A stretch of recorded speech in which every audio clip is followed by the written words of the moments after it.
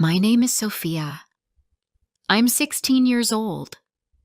I was born in the UK, but now I live on a quiet island far from everything I knew. This place is nothing like London. There are no cars, no tall buildings, and no crowds of people. Just thick forests, small stone houses, and a sea that never sleeps. I never wanted to live here, but sometimes life doesn't ask you what you want. The last time I saw my mother, she was lying in bed with her eyes closed.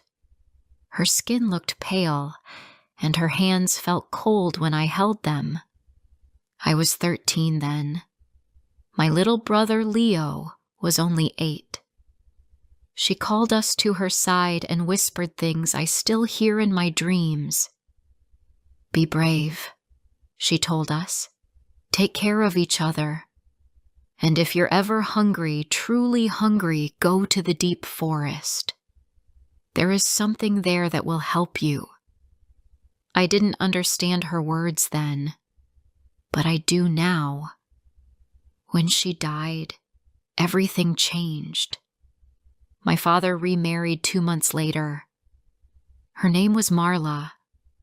She had 2 daughters of her own, and from the moment she moved into our house, I knew we were not welcome anymore. She acted sweet when father was near, but when he left for work on the fishing boats, her smile vanished. Her daughters followed her lead. They looked at Leo like he was a stray dog. They laughed at my clothes and whispered when I walked past. But the worst part was the hunger. At first, we were allowed to eat small portions, tiny bowls of soup or dry bread. But one day, Marla stood by the stove, holding a pot, and looked straight at us. "I have my own children to feed," she said. "You're not my problem." That was the last time she gave us anything. I begged her. I even cried once. But she only said, "Go ask the ghosts in the forest if they have food." That night, Leo sat beside me with his arms around his stomach. "Sophie," he said, "I can't sleep. My belly hurts." His voice was so small, like a bird in the cold. I held his hand and remembered our mother's words. "Let's go," I whispered. "We'll find the forest she told us about." We walked before the sun came up, past the edge of the village, past the river where the fish no longer swam, past the old stones that marked the start of the forest. The trees were tall and silent. The air felt heavy, as if we had stepped into another world. We walked for hours, our feet tired and our bellies empty. Just as Leo began to cry, I saw a flicker of light between the trees. We followed it. At the center of the forest, there stood a strange tree. Its bark was silver, and its leaves glowed with a soft blue light. Beneath it, there was a bowl. I don't know why, but I stepped forward and whispered, "We're hungry." The wind moved, and suddenly the bowl filled with warm food. Fruits I had never seen, bread that smelled like honey, and water that tasted like spring.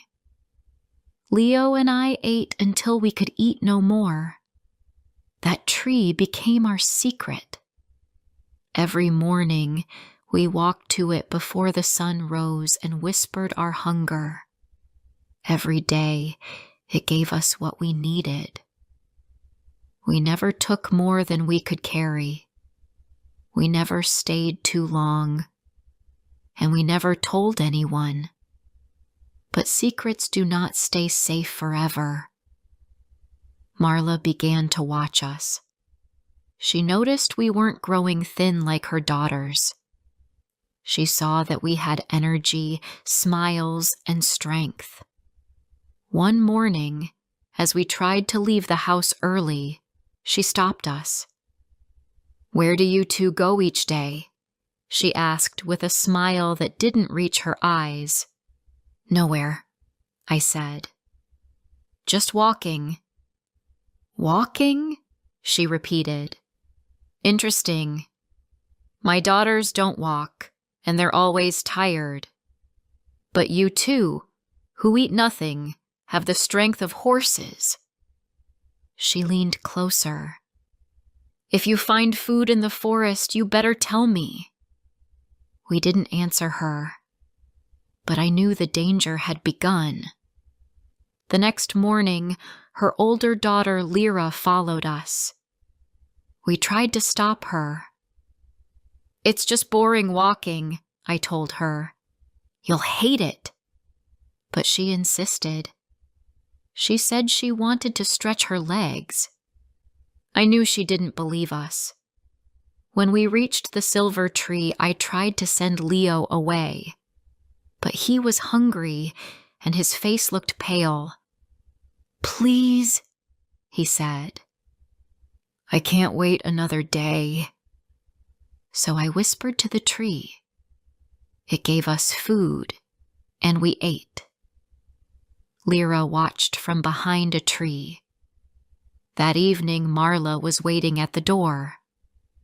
"So," she said, "you've been fed by a cursed tree. How charming." The next day, she dragged Father into the forest. "Bring that tree here," she shouted. "I'm carrying your child, and I need magic food. Do you want your baby to starve?" "There is no tree," Father said, confused.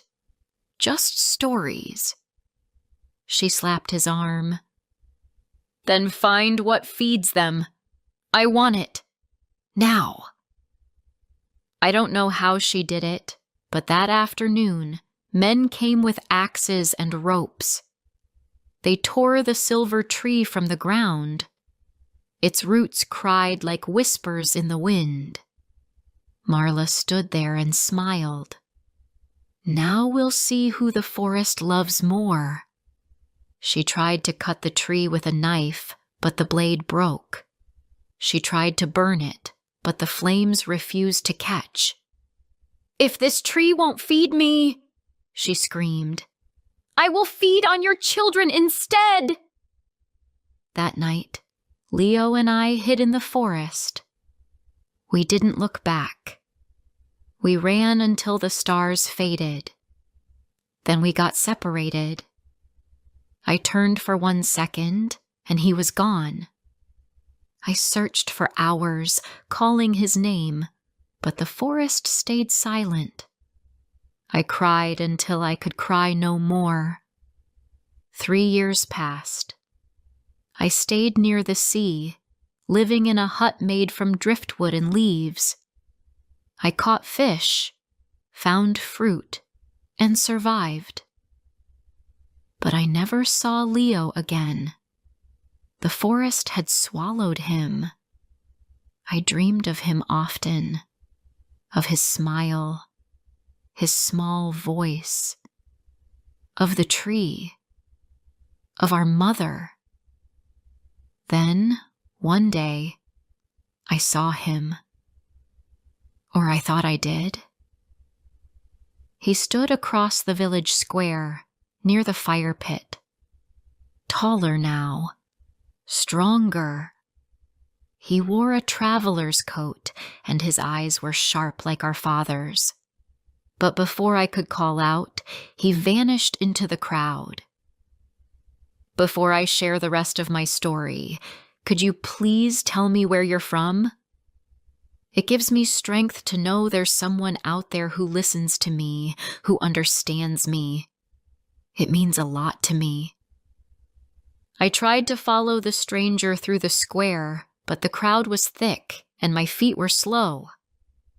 My heart beat too fast to think clearly.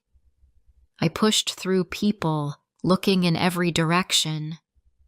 I shouted his name once, "Leo!" but no one turned. Maybe it wasn't him. Maybe I only saw what I wanted to see. Or maybe he saw me first and decided not to speak. That night, I couldn't sleep. I sat outside my hut, watching the stars. The wind moved gently through the palm trees, and the sound of waves filled the silence. I thought about the tree and wondered if its spirit had moved to another place. I still dreamed of its silver bark and glowing leaves. I still whispered thanks when I found food or stayed warm at night. It had given us life once. Maybe it still protected us in ways I couldn't see. 2 days later, I went to the market to trade seashells for rice. The market was loud and full of colors, women selling fruit, men shouting about fish, children running with sticky fingers. I kept my head down, as I always did, and moved quickly. But someone touched my shoulder. "Sophia?"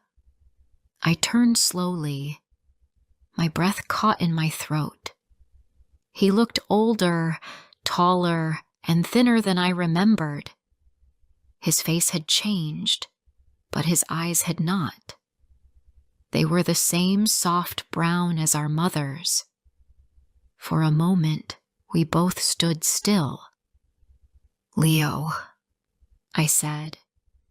He smiled and opened his arms. I didn't care who was watching.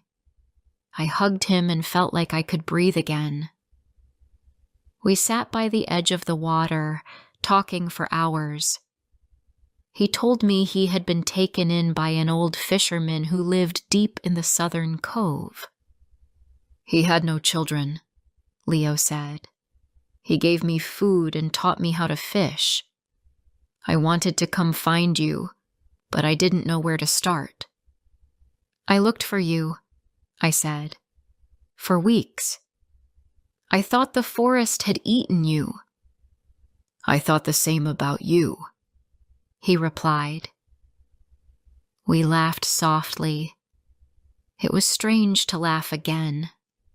Strange to feel whole. That evening we cooked rice and shared stories in my hut. I watched him while he ate, noticing the way he moved, how careful he was with each spoonful. He was no longer a child, and neither was I. "I came back for a reason," he said after a while. "I've heard things about Marla."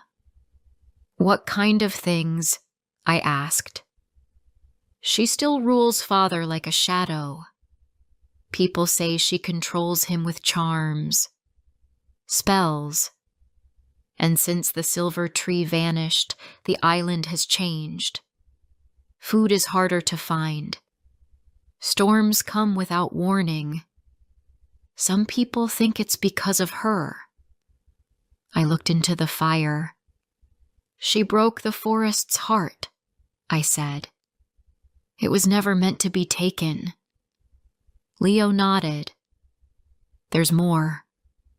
She's trying to marry her eldest daughter into the chief's family. She wants power, and she'll do anything to get it." "But the chief would never allow that," I said. "He's wise. His daughter is strong and smart. She sees through lies." Leo looked at me quietly. "That's why I came back. I've met her." I raised my eyebrows. "You've met the chief's daughter?" He nodded. "Her name is Anari. I helped her escape a storm near the cliffs. We've met in secret ever since. I think I'm falling in love with her." There was silence. I didn't know whether to smile or cry. "She's not like Marla's daughters," Leo added. "She's kind. She listens. And she knows about the curse. My heart beat faster. The curse? Yes, he said. She told me the island has a guardian, a spirit that lived inside the silver tree. When Marla killed the tree, the guardian's power broke. But it didn't disappear. It waited. I leaned closer. Waited for what? For someone to restore it. Someone from the bloodline it once protected. A child of the woman who first whispered to the forest. Our mother. I stared into the fire for a long time. What do we do? Leo took my hand. We go to the chief. Tonight. That night, under a sky full of stars, we made our way through the village toward the chief's home. It stood tall and wide, made of dark wood with carvings of birds and stars. 2 guards stood outside. Leo stepped forward. Tell Chief Imani that Leo, son of Lyra, is here, and he brings truth. They looked at him for a moment, then one of them disappeared into the house. Moments later, we were let inside. Chief Imani was older than I expected, with eyes like stone and a voice like thunder wrapped in silk. He sat beside his daughter Anari, who had soft eyes and braided hair that shimmered like water. I've heard whispers of your bravery, he said to Leo. But bravery is not always truth. Leo stepped forward and told our story. About our mother, the silver tree, the hunger, the betrayal, the forest, the curse. He spoke with care. Anari listened without looking away. When he finished, she stood. I believe him, she said, because I've seen what the forest has become, and I know this curse is real. Chief Imani looked at us both. Do you know what it means to restore balance? No, I said. But we're ready to learn. He nodded slowly. Then you must face the trial of memory. Leo looked confused. What is that? The chief pointed to a carved door at the back of the hall. It's where the spirit hides. You must enter and let it see your past. Only then will it decide if your heart is clean. Anari touched Leo's arm. I'll wait for you. We entered the chamber. It was dark and cold. A soft wind moved through it, though there were no windows. Then a voice echoed neither male nor female, but something between. Tell me, it said, why you still carry the past. Images filled the room. Our mother's final words. Marla's cruelty. The glowing tree. The silver bark breaking under fire. Leo's tiny hands grabbing mine. The hunger. The fear.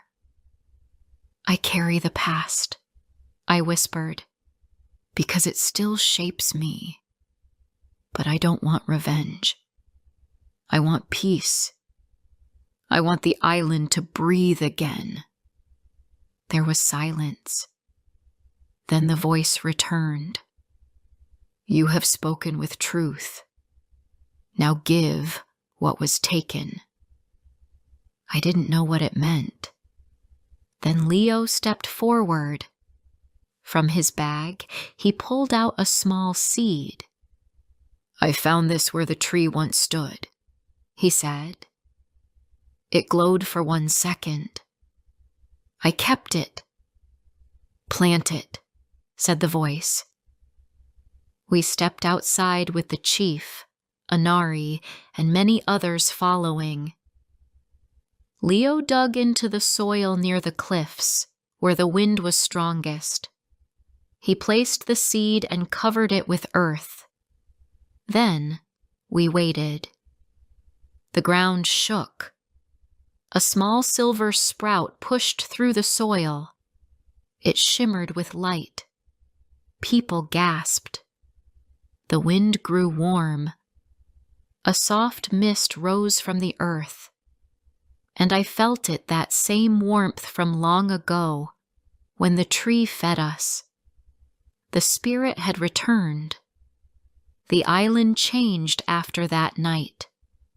Not all at once, but slowly like dawn after a long black sky. People came to see the silver sprout, amazed by its light. Some touched the leaves and felt warmth in their bones. The wind that once howled through the cliffs now carried music. Birds returned. Fish swam near the shore again. It was as if the earth was finally breathing. But not everyone was happy. When Marla heard about the tree, she became furious. She stormed into the village square with her 2 daughters beside her. Her voice was loud, sharp like a knife, and filled with anger. "This is a trick," she shouted. "A lie built by bastards and ghosts. My husband's children should not decide the fate of this island." People gathered. No one spoke. They watched her, but they didn't follow her. She pointed at Leo. "You think a seed makes you a hero? You're nothing. I took care of you when your mother died." "You let us starve," I said, stepping forward. My voice shook, but I didn't stop. "You tried to break us, but we found something stronger than you ever had: kindness." Marla's face twisted. She raised her hand to strike me, but before she could move, the ground beneath her feet cracked. A wind rose from the cliffs, stronger than any storm we had known. Her daughters screamed and held each other. The silver sprout glowed brighter. Chief Amani stepped forward. "You disturbed the spirit once. You tried to kill it. Now it knows your heart." Marla tried to speak, but her mouth stayed shut. Her body froze. Her feet sank into the earth, inch by inch. Her daughters cried and begged for help, but no one moved.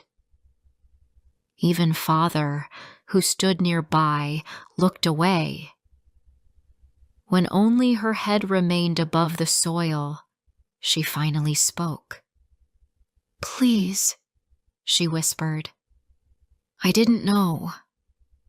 I didn't understand what I was doing." Then the spirit's voice came again, soft but clear. "You were warned. You were given years. And still, you chose cruelty." The ground swallowed her whole. The crowd stood in silence. No one clapped. No one cheered. It wasn't a victory. It was a lesson. After that day, the silver sprout grew faster. Within a week, it became a young tree, shining in the moonlight. People began to leave food offerings at its base: fruit, rice, small bowls of water. The forest responded. Flowers returned. Animals wandered close without fear. Life returned, little by little. Father came to see us one afternoon. He looked thinner than I remembered, and older too. His hair had gone gray at the edges. He walked slowly, like a man carrying invisible weight. "I didn't know what she was doing," he said. "I didn't see it." "You didn't want to see it," I answered. He nodded. "You're right. I failed you." Leo stood beside me. "You still have time," he said. "If you want to try again." Father sat down in the sand, pulled off his shoes, and looked out at the sea. "Tell me what I missed," he said. "Tell me everything." So we did. We told him about the silver tree, the hunger, the forest, and the way we survived. He cried once, but we didn't stop. It was time he knew it all. After that day, he began to change.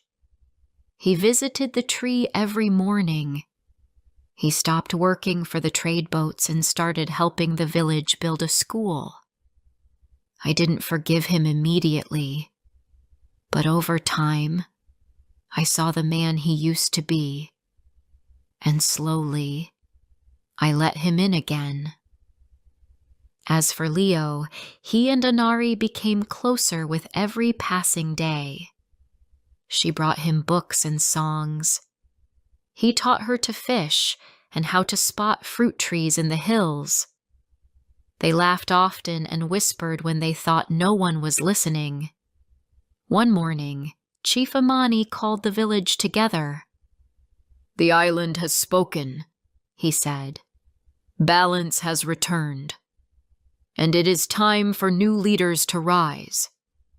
My daughter has chosen a partner, and I approve." He looked at Leo. "Step forward." Leo did. "I give my blessing," the chief said, "and my daughter's hand in marriage." The crowd clapped and people smiled. Anari stood beside Leo, her eyes full of joy. That evening, under the new moon, they were married near the tree.